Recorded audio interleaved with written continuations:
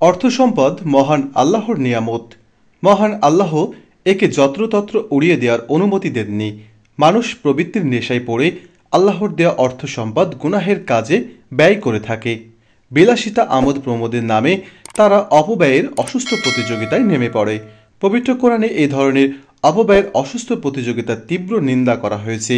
ইরশাদ হয়েছে, অর্থ ব্যয়ে সীমা লঙ্ঘন করো না, আল্লাহ অপব্যয়কারীদের পছন্দ করেন না। মহান আল্লাহর দেওয়া সম্পদ তার নির্দেশিত পদ্ধতিতেই খরচ করতে হবে। মহান আল্লাহর নির্দেশনা অমান্য করা তার দেওয়া নিয়ামতের নাশকরির শামিল।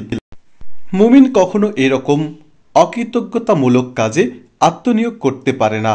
এজন্য অপব্যয়কারীদের পবিত্র কোরআনে শয়তানের ভাই আখ্যা দেওয়া হয়েছে। পবিত্র কোরআনে ইরশাদ হয়েছে, অপব্যয় করো না, অপব্যয়কারীরা শয়তানদের ভাই, আর শয়তান তার মনিবের চরম অকৃতজ্ঞ।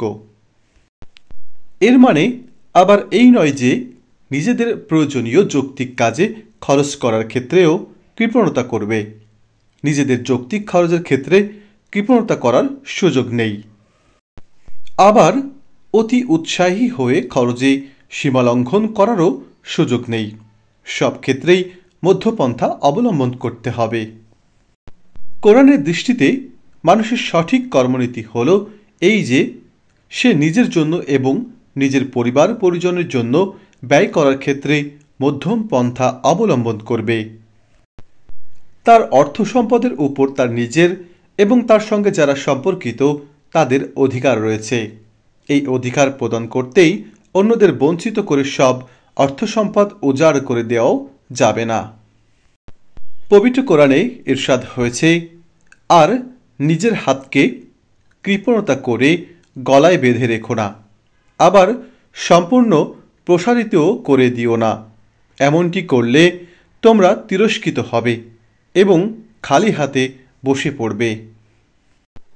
অন্য একটি আয়াতে ইরশাদ হয়েছে, এবং আল্লাহর প্রিয় বান্দা তারাই যারা ব্যয় করার ক্ষেত্রে সীমা লঙ্ঘনও করে না, আবার কৃপণতাও করে না, বরং তারা উভয় চরমপন্থার মধ্যবর্তী অবস্থান করে। সূরা ফুরকান আয়াত ৬৭।